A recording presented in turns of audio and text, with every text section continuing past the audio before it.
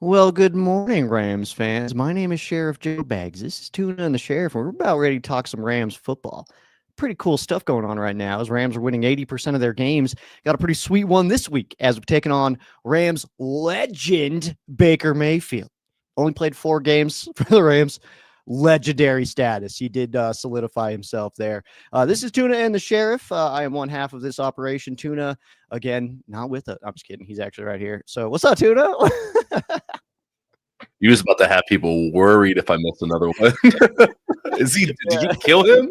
This is just the Sheriff now. That's what the show is now called. Yeah. He absorbed me like the Thing. He took all my powers like Space Jam. Yep. That's how it works. So Hi. Yeah, I'm good. I woke up Monday morning, had a sty. My eye was swollen shut. I looked like I got punched in the eye. I looked like I started a fight after the Seahawks game, but I did not. But we're better now. I got a little bit of lazy eye going, but we're here. Yeah, I figured that might have been just the seeing of Cooper Kupp play at SoFi again, but not in a Rams uniform. Just didn't hurt your heart too much or something.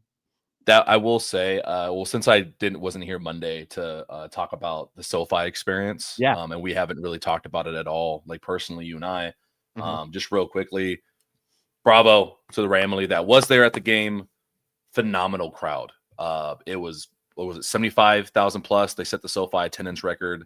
I don't know if they set the sound record they were shooting for. I think the highest I saw was like 103 decibels. The loudest moments, the pops were, man, shook you to your core. When Kupp caught his first catch, entirety of SoFi yelled Kupp. It was kind of cool. That is yeah, almost lost my voice that game. Packed is an understatement. If you've been to SoFi, you guys know standing room. Standing room was 4 deep, all around the stadium. It was insane. That's pretty crazy, actually, man. Yeah, that's packed for sure. Yeah, I know the like for the overall, because I'm sure that attendance record means for a football game. I know the overall record, I believe, belongs to Metallica for SoFi Stadium on their N72 tour. But yeah, great tour, man. I got to check it out in Denver. That was so badass, dude. But yeah, Cooper Kupp obviously making his return to Los Angeles, man. It is I love this photo. Look at that, man. Like that is the look of somebody who that's love lost right there, man. That is looking at your ex-wife with her new husband, and you're oh man, yeah, that's a funny photo though. That's a really good shot. So I love that one. Cool. I love that. Yeah, yeah. It was weird seeing him in there, but seeing him come to tears after the game, that was pretty heartwarming as well. Yeah, man, pretty crazy stuff. But lots of good though to talk about. I don't want to just like sit on Cooper Kupp and just Yeah, no, today's the transition. Today's a transition. Yeah, moving forward. Speaking of transitioning, all right, you teed me up kind of perfect there. Rams have allegedly, I say allegedly, filed for new uniforms. We don't have confirmation on that. We won't have confirmation on that. We do have reports though saying that the Rams have filed. Yeah. I don't know this person who said this. I'm not sure. I don't want to like sit on this for a long time, but I don't know who that person is or what qualifications they have. Looking at their stuff, there's no reason to believe that they would make this up. But that was kind of my first thought was like, okay, well, we'll see. But also, it makes perfect sense that the Rams are going to modify their uniforms a little bit. Wanted to get your thoughts on that. I will believe it when I see it. I was very impressed with these uniforms. It seems like they took a step in the right direction. I know some people don't like the sleeves with the bleeding on the fan ones. That was like the only complaint I've heard, apart from some people that just don't like black. But these were phenomenal. They looked incredible live and in SoFi under the lights. If they're going to take like anything from these moving forward, I'm happy with it. Maybe they do the full horn, like maybe it's minor tweaks, but just knowing how hard pressed ownership has been without like revisiting old uniforms, I'll believe it when I see it. Yeah, that's kind of how I feel too. But also, I think it's totally legitimate that the Rams would file for some sort of change. Not that I think that we'll do like a full overhaul. I see a lot of people think that these are going to become our regular uniforms. I really don't think that that's going to happen. That kind of ruins the whole idea of it being a rivalries uniform. If we just like are like, oh yeah, we'll just make these full time, like kind of defeats the purpose. So. And also, black is not in our color scheme, so I'd be very surprised if we pull out a black uniform. What I think, though, that the Rams will want to do is steal the horn on the sleeve from the rivalries uniform and add that to the white and the blue uniforms, the blue jerseys. And then I'm not sure if I believe we'll remove gradient. Nike typically adds gradient to people's uniforms and then pulls back about 4 or 5 years later. So I do imagine that that'll happen, but I'm just not sure about those little dots in the numbers if we'll see that stick around. They keep A/B testing gradients like every 5 years. They're like, all right, we'll see if people are ready for this. If this is a trend, it's not a trend. Hey, Nike, give up on gradient. Holy crap, dude. Give up on gradient. Atlanta, Jacksonville, like, stop it with the gradient. You always pull back. Like, yeah. But in regards to the jersey, I believe it when I see it. But I don't want to deviate. There was one thing I wanted to bring up that we didn't get to talk about Monday because I wasn't here. But we got to give a huge shout out. It was a really cool thing to happen at the tailgate, and then we'll get back to the games. Our friend Chris over at World Tour Rams. Hello, Chris. Dude, phenomenal. Hi, Chris. I know you're watching. Okay. Yeah, shout out. Check out this freaking cool moment. You know who showed up at the tailgate to go see him and his brother? Well, let's see it, man. Cooper Kupp's parents. Cooper Kupp's parents showed up to the tailgate, bringing him a signed jersey by Cooper, taking a bunch of photos. It was like a really cool moment. A lot of fans, like all the tailgate groups that know them, I guess they used to tailgate with these guys all the time, which is awesome. Obviously sucks seeing them in Seahawks stuff, but myself and others getting a chance to go up to them and say, hey, we'll always love Cooper. Like, thanks for everything you guys have done. Thanks for a Super Bowl. Thanks for all the memories. So really cool. Like, I love this moment. Yeah, and there's Chris. Absolutely incredible, man. Chris is one of the best human beings I've ever encountered in my life, man. I make it such a point to go. I mean, obviously hang out with him when I'm out there. I'm extremely bummed out. This was going to be the game that I was going to fly out for. Circumstances didn't allow it. So bummed, but I'm sure we'll get plenty of action in the following years, man. So just try to take advantage of those moments when you can, because obviously we've been losing like super fans and stuff like that. Not to say like Chris is like sick or anything like that. He's not like on the way out, but like are you Chris? No. Chris. It's just one of those things. I try to take advantage of every moment I possibly can to hang out with really good people. And so yeah, definitely excited to get back out there, man, and hang out. But yeah, that's what a cool friggin' moment, man. Chris, everything good happens in your life, man, is very well deserved. So keep on kicking that ass. And then I do see someone with a comment about my black eye. I wind kicked up. I've always gotten styes as a kid. It just flared up. I wish there was a there was a good. You fought Cooper Kupp's dad right there. Do you believe that? It's nuts. I told him, pull it. I said, give him back. Yeah. We want him.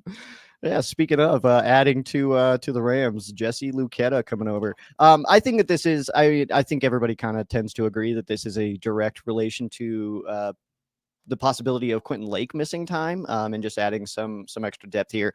A little bit of a versatile player in Luketa coming over from the Cardinals practice squad. So we'll see, man. If I don't know if we'll get activated to the roster on game day, but a nice addition to have just in case we need him. You are right with the it is, I think, due to Quentin Lake.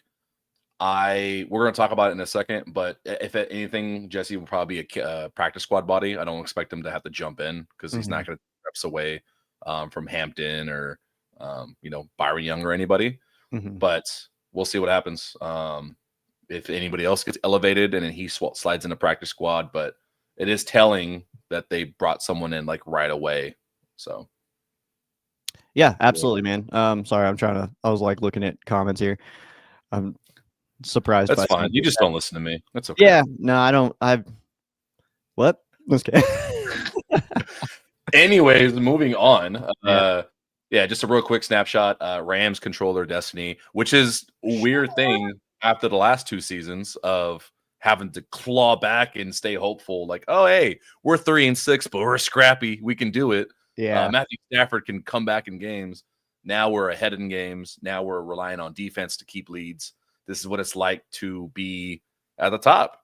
Like last 2 seasons, like, man, I miss when the Rams were just number 1 and could control what the hell they're doing. They got to reface the Seahawks, Cardinals twice. Niners have already split. So this is not safe. It is going to be tough. I do expect to see the Seahawks 2 more times this season. So that is certainly possible, and some very tough Yeah. games still to go. Obviously, this weekend, not just a quick cakewalk. Baker can do some pretty incredible things. We know that firsthand. We still got a game against the Detroit Lions. We still got Carolina Panthers. Arizona, they punched us right in the jugular last year in Arizona. So, I mean, don't just take that game as like, oh, easy win or anything like that. It's a division game. They take pride in beating us.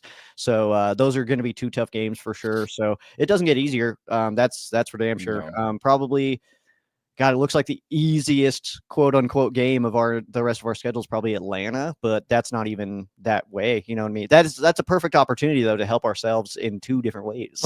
So that'll be cool. Yeah. But, yeah. All NFC, all important. We'll dive into the schedule stuff probably. I'd say Friday when we do our preview show. And it, just quickly, MVP race. I mean, what can you? The guy is 27-2. That's stupid. I have a note. Dumb. It's so dumb, dude. I've got a note for Ram Showcase tonight in my prep here. There are now 35 quarterbacks in the NFL who have thrown more interceptions than Matthew Stafford this year. 35. There's only 32 teams, dude. Well, the Browns count for like 8 of those quarterbacks. That's a good point. Yeah. 27-2, albeit, he had a low game against Seattle. Seattle did a great job. They had tight coverage. It was really hard for receivers to get open. And we still couldn't cover the spread on Sunday. Stupid. But 2 touchdowns, 0 interceptions, just playing a clean game.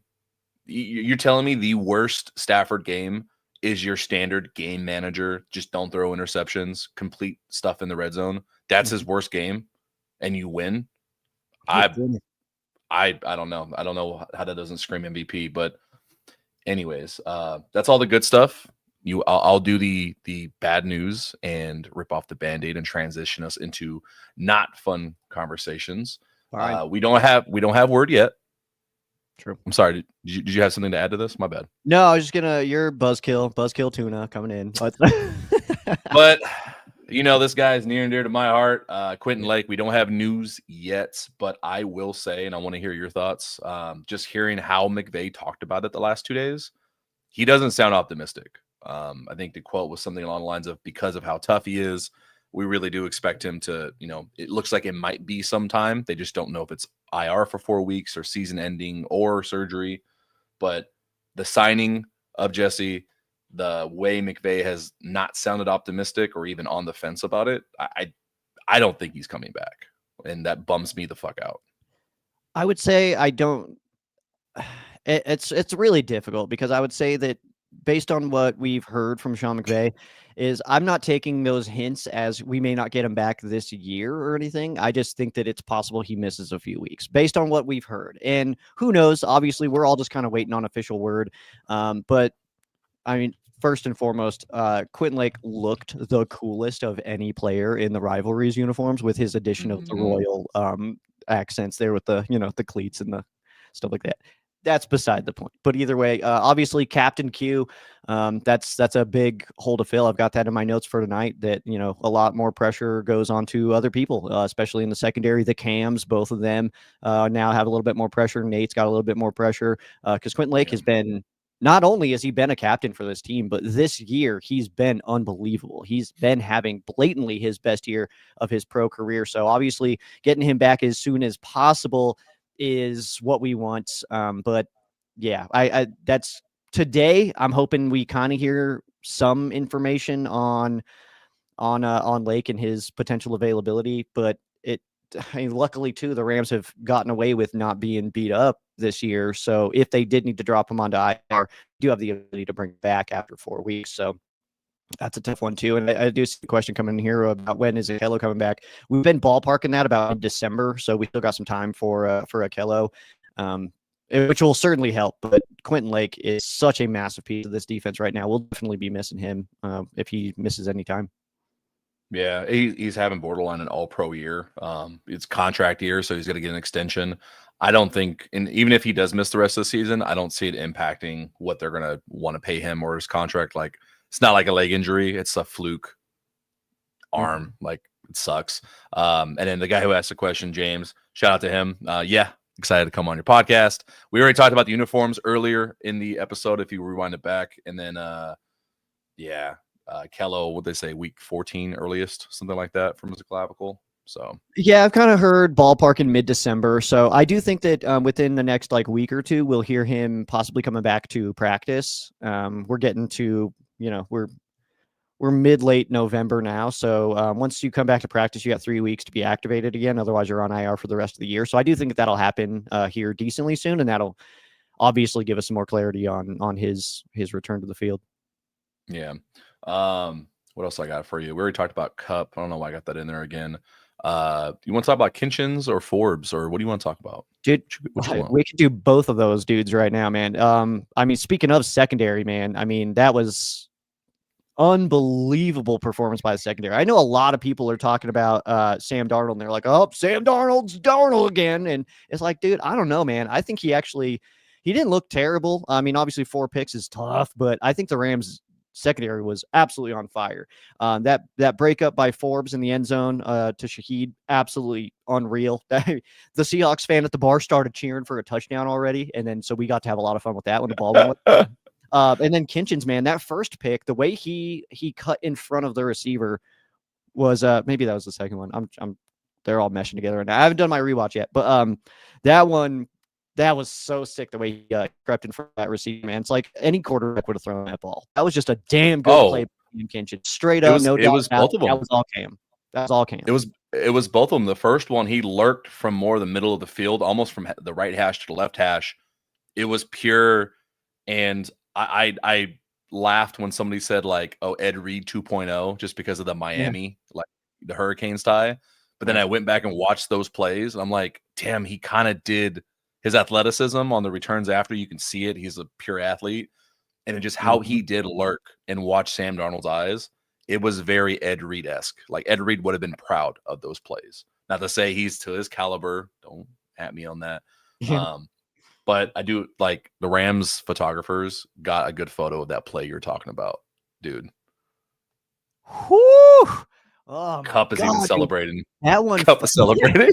Dude, that play fired me up, man. And it's funny too, because the Seahawks fan that goes to the bar that we go to, he's known as one of the louder guys that go there or whatever like that. And so we had a lot of fun with that. And yeah, he's been going there for years, just like we all have. So it's like we know him and stuff. But it was, man, that one was holy crap. Forbes, first of all, been on fire, dude. That guy is playing unreal football right now. So like, I know we're talking about losing Q Lake and stuff like that, but Kinchins is playing some well, I mean, he played Seattle. I think that's what he's up for Seattle games. Like he shows up versus the Hawks, man. That's he hates them, I think. But and then Forbes, man, he's been playing absolutely unbelievable. That picture there is god dang, man. That's background material there, man.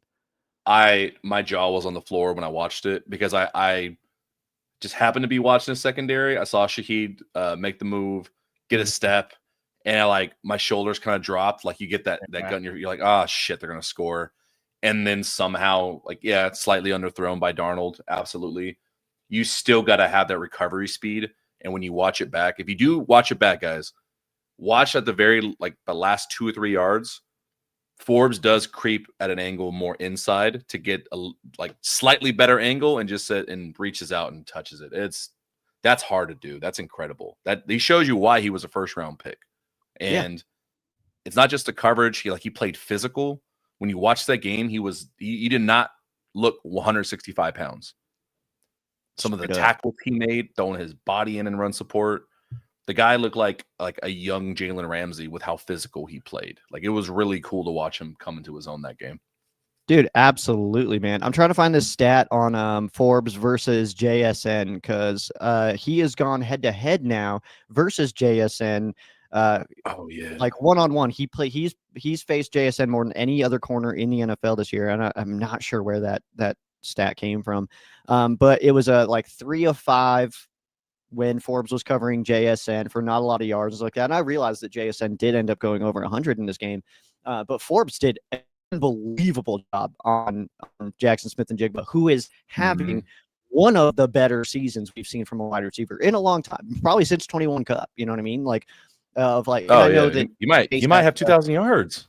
He really might. Like, I know Chase had the Triple Crown last year, but it didn't feel like a true Triple Crown. Like, it was like, all right, yeah, you like kind of like a default Triple Crown. No shade intended there, but like it did feel like Cooper Kupp's Triple Crown was like, holy crap, he's just dominating everybody, man. Quadruple Crown, really, if you it was, but you include the yak. Joakim has it right there, and I pulled it up. Next gen stats.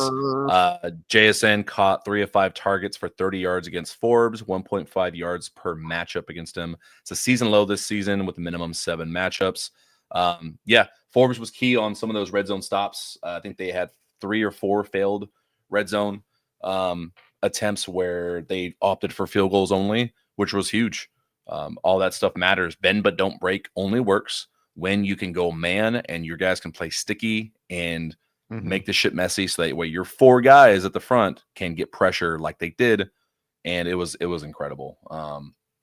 Kobe Durant as well. Darius Williams had a few plays where I was like, put Durant back in, but then he made up for it with a pick. So, dude, that was Kobe. really cool. I don't know if you saw that video. Kobe had an interception against the Vikings in the playoffs last year against Sam Darnold, and his interception in this game against Sam Darnold was damn near identical. He like read it the same way. It's like that. It's like, hey, yo, shout out Landshark for putting on some game tape, dude. That's badass to see. I love that, dude. So yeah, it was really cool, man. I think truly the entire secondary had an unbelievable game. It was like, if you look at like PFF stuff, and I know we're not a big PFF show here because eyeball test is the biggest thing. I don't care about your grades, but like it was the highest graded secondary grade for the season so far, any team in the league. So I mean, it was noticed that the Rams secondary was absolutely on fire in this game, and we needed it. Kupp and JSN needed it, and Shaheed, had to have it, man. Had to have a big day. The entire defense played so well, and I think that's why it bugs me. And you know how I get talking about media. You know how I get. Give me 30 seconds. Yeah. What the fuck is going on with major media where the conversation is literally just, oh, Sam Darnold lost it. Oh, but the Seahawks defense, they did this and that. You're going to hype up their defense so much, which credit to them. Absolutely. Phenomenal defense. We couldn't run between the tackles. They're great. What about the Rams defense? It's not a fluke that you get 4 interceptions. It's not just, oh, he just, he made silly mistakes, silly Samuel. Those were forced. Those were forced by pressure. Those were forced by scheme. Those were forced by the accumulation of how well this Rams defense has grown over the course of this season. It bothers the hell out of me that they are downplaying how the Rams look like the best team in the league right now. That it bothers the hell out of me. Normally I'm like, throw it by the wayside, but even immediately after the game, like I'm listening to, I forgot who it was on KT something LA, and even they were glazing the Seahawks. I'm like, what are we fucking doing here? How do we not hype up the team that won? So very annoying. So if you've been noticing that, Rams fans, you're not crazy. It's been weird coverage on the Rams this week. Well, what's annoying about it too is that like what we were just talking about, the Rams secondary, those interceptions were unbelievable plays by those defenders. That deflection in the end zone was an unbelievable play by Emanuel Forbes. That's where any quarterback would have put the ball. That's just a great play. And for a guy like Emanuel Forbes coming over to the Rams, obviously, he was getting mad hyped up all offseason by our head coach, Sean McVay, and guy like Aubrey Pleasant talk about Forbes the whole offseason. And to see it really pop out and just like we can see it now with our own eyes of like, oh yeah, Forbes is dope as hell. Like that's we're just seeing him kind of develop too. And it seems like every single week he's a little bit better. He's just a little bit better every single week. So by the time we get to the playoffs, I'm hoping that he's just one of those guys that we could put him on anybody's number one. And that guy's just out of the game now. You know what I mean? Like he's turning into that guy that you can leave on an island. He's fast enough to do it. He's fluid enough to do it. His change of direction is unreal. So when he reacts to stuff, I mean, it's crazy to watch him play, man. I'm turning into a massive Forbes fan just watching him play out there. It's cool. I feel very shameless plug. I feel very fortunate that I made the decision and got the approval during training camp to have that one-on-one with him and talk to him. Totally. For anybody that wants it, hit me up in the DM somewhere. I can send you the link. But we talked to Forbes during camp and just got to know him a little bit better. Super nice guy. Super funny, too. The way he talked about him and Jarquez playing against each other in high school in Mississippi. And claiming that he is faster than Jarquez. So there's that. He says he's the fastest on the team, man. He says he's faster than Tutu and everybody. And they said he talked about it on his Rams review. He's like, they won't let us do that race until the season's over. So I'm hoping that we get some social media content in February or March or something like that after we win the Super Bowl. We get Forbes and Tutu going head to head, man. I need to see it, man. I need to see it so bad. I got to know who's faster, man. Oh my God. But yeah, that's pretty much what I got. Now we got to look forward to the Bucks. I'm going to do a proper thank you. But if you guys know this Rams fan, this Ramley, at Exotic World Review, huge thank you and shout out. We posted yesterday that we needed one more ticket for my partner for her to get into the game. And I was willing to pay the Ticketmaster price because I wanted to give it to Ramley instead. Exotic World Review hit me up and said, here is a ticket. Enjoy the game. Won't accept money from me. I'll see him at the tailgate and thank him properly, but huge shout out. I absolutely love this community. You guys have come through time and time again for each other, and now me this time. And that was really fucking cool. But we'll talk about it more on social media. That was just thank you. Super, super cool, man. You're right, though. This community is absolutely unbelievable. I'm still sad that in 2021, I didn't just because I had the thought process of like, I've got family and stuff in LA. Like I can find I could find a spot to crash or something like that. It's like, but I'm mad that that at no point did I just decide like, I'm just going to go to LA and see if I can go to the game. Cause I feel like if I would have shown up to LA, I could have probably gotten in. Yeah. Oh, yeah. I feel like I could have went to the Super Bowl and watched the Rams win at SoFi if I just would have gone to LA, which I just figured it out. Like it makes me so mad that it's like, damn, I should have just gone, dude. Because worst case scenario, hang out in the pink lot, dude. Like that's fine. Like that would have been cool. I'm sure it was on. Like I'm sure people that didn't go into the game had it on outside. Like I'm sure you could have heard the cheers and been like, something dope's about to happen. Which is crazy. I saw a video. So a guy that lives like outside of a hockey stadium. Like it's like right across the street, and he hears like a loud cheer. The game's in overtime, and he's watching it. He hears like this massive cheer, and he looks over, and it's 30 seconds until he sees that goal get scored. And he's like, "Damn, I knew it was coming though." Like, which is so funny. But it's like Lambeau. Those people that live in the neighborhoods next to Lambeau, that's probably pretty cool as well. There's a house for sale right now too. That's like right out there, dude. I would do that in a heartbeat. Even being a Rams fan, like if I could live on that row of houses right outside of Lambeau, without a doubt. Lambeau was sick. Oh, like Green Bay entirely was so dope, dude. Some of the bars had like a feel like they hadn't been touched since like 1974, and that was badass. Best broad I've ever had in my life was in the crappiest bar I've ever seen. That's cool stuff, man. I love Wisconsin. I'm fired up about it, man. That's good. In the words of Brandon Perna, that's cool shit. Yeah. Cool shit. I did see somebody to ask for our score prediction. We will give score prediction on Friday during our full game preview when we dive into this game. But obviously Rams Bucks Sunday night football, dude. If you're going to the game, getting that bobblehead. I saw the life-size Aaron Donald bobblehead. The GOAT had a little bobblehead too.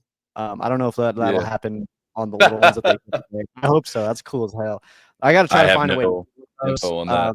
Since I'm not going, I got to try to find a way to get one of those. I was fired up to get one, but we'll see. I've got some good people. We'll do what we can. I was hoping to grab a second one that we can give away to the community. I mean, it's going to be so hard. Like that's going to be. I'm just hoping I get in to get mine. But yeah, we'll figure something out. Oh, also, I'll just put this out into the universe. If anybody's got a rivalries towel that they gave away at this last game, I'm in the market. Oh, I got you. Take mine. Take mine. Yeah. I have too many towels. Never mind, guys. Don't. Done. We won. We did it. Oh man. Yeah. Can we, as we wrap up here? Oh man. Oh, the singing wall. Those singing. Oh my gosh, I haven't seen those in forever. Since I think my grandpa had one. Yeah, we can put it right here. Yeah. That always reminds me of the show The Last Man on Earth. I don't know if you ever watched that. Hilarious show. Absolutely loved it. It got cut short. It ends on like the biggest cliffhanger of all time, but those were in there, and it was just 34 or 54. What are you talking about? Dude, that's freaking Will Forte, dude. What are you talking about? What are you talking about, dude? How old are you? Are you 34 or 24, dude? Get out of here with that. I'm a cool ass teenager, but all right. Oh, fan quesos are up, by the way. If you want to ask a question for Ram Showcase tonight, go to the Ram Showcase YouTube channel or Ram Showcase Facebook page. Drop a fan queso there so that we can talk about it tonight on the show. That'll be coming out tonight.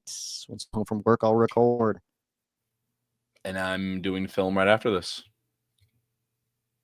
Yay. How are we getting out of here? In honor of Cooper Kupp, favorite Cooper Kupp moments? All time? Dude, how much time do we have, dude? Jesus Christ, that's so many. Okay, give me, I think we did this last week. Give me jet sweep in the Super Bowl on 4th down. My new favorite one is learning that Cooper Kupp asked for the ball in that drive to Yarbs and then to McVay. That's like one of my new favorite moments now. Also, Muad'Dib. That's a phenomenal movie, by the way. Hitchhiker's Guide to the Galaxy. Yeah. Oh, I was like, I don't even know what that means. So good. Yeah. Let me get touchdown. I'm not sure what year. Probably 2018. Yeah, that sounds right. 2018 against the Chargers, had a touchdown against them where he broke a tackle in a way that was just like, God, dude, that guy's a family man. Like, he just like slid off of Cooper Kupp and he like kind of walked into the end zone. That was badass. I think I'm vaguely remembering that. One specifically was for because they were the reaction from one of my best friends in Indiana. One of Cooper Kupp's touchdowns in 2021 against the Colts. And I just get a text where he's like, I don't even know why we're playing this game. Like, we can't cover Kupp. I was like, all right.